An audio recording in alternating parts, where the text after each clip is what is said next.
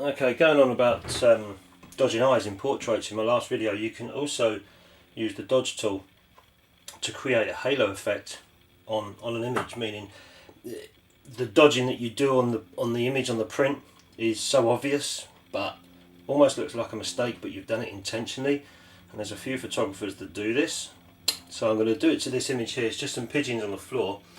This is a seagull and a couple of pigeons. I think that's a seagull or pigeon, I don't know. I'll find out when I print it. And I'm going to use this dodge tool to create a kind of halo effect. So I'm attracting my viewer to look at this seagull as opposed to anything else, and everything else in the image will be dark.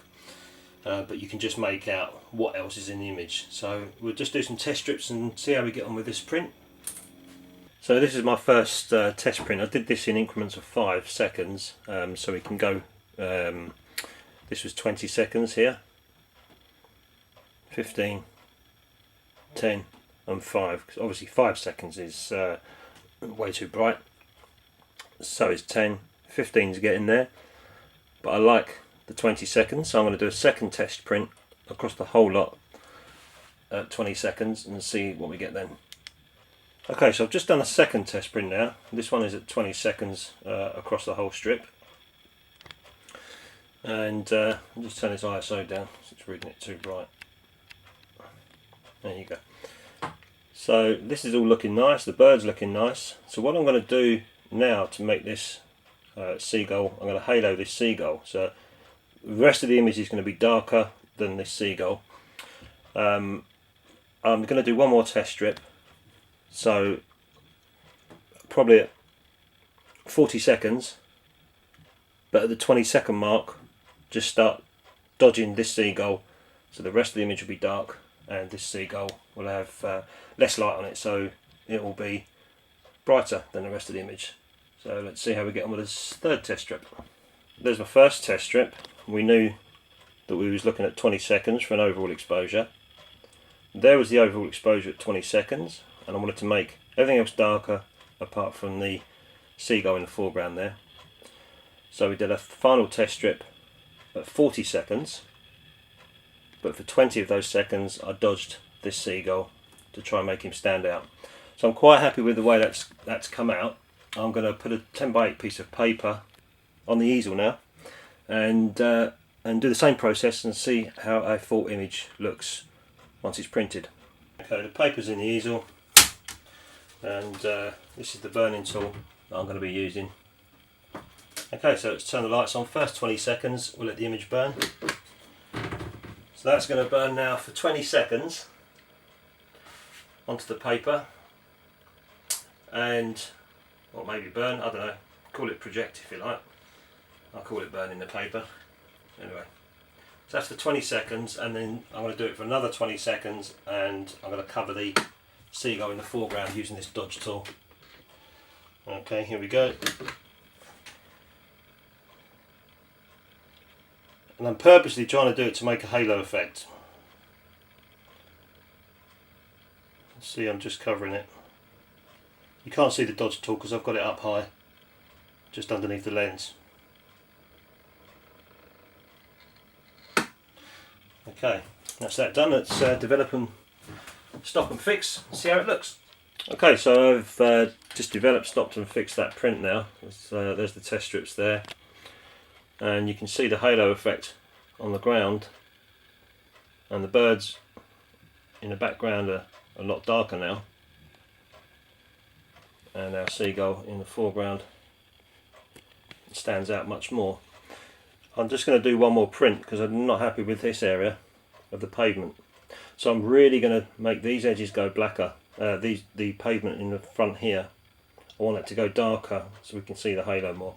So we'll do one more print, and I'll probably burn that. Not dodging this time, guys, we're going to be burning it, getting more light onto the paper.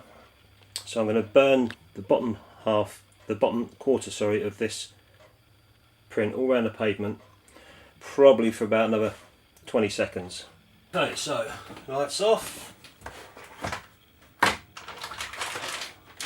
Another piece of paper out. And don't forget, more than anything, this is just fun experimenting, you know. If you've got a bit of time to go in the darkroom, you've got some paper lying around, just go in the darkroom and have fun and experiment with your work, because sometimes when you're doing something more professional you'll need these skills to overcome any slight problems.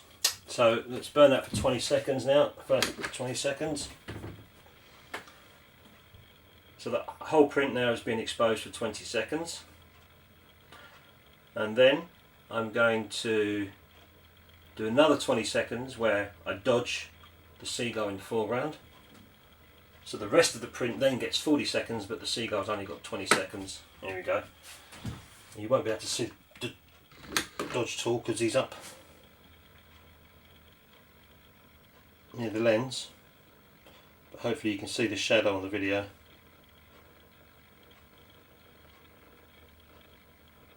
And I'm just moving it around very slowly, because if I left it static you'll get a nasty circle. We don't want that, we want to blend it in. And 20 more seconds is going to be now. I'm just going to use my hand to cover it. In fact, I won't use my hand. I'll tell you what, I'll use a piece of card so you can see it. Just burn the bottom part of the image in. There it is. For another 20 seconds. I'm just going into the corners a little bit, just rocking it slowly, so it doesn't look like it doesn't look so obvious then. I'll just blend that in nicely. Okay, so we just finished that last print where we dodged the pavement. This was looking too light.